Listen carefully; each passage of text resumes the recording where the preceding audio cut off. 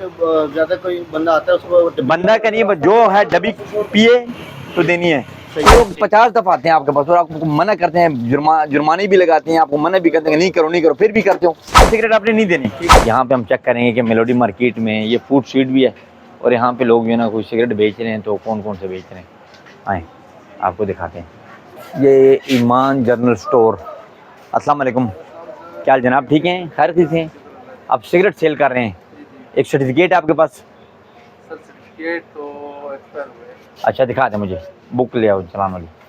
अच्छा चलें ठीक है, ये बताएं जरा सर्टिफिकेट, तो आपको मैं दिखाता हूँ ना वो तो आप मुझे बताएं लूज सिगरेट आप क्यों सेल कर रहे हैं? देखिए कितना एक्सपायर है ये। अब सिगरेट बेच रहे हैं उसका तो आपका सर्टिफिकेट तो होना चाहिए ना जी।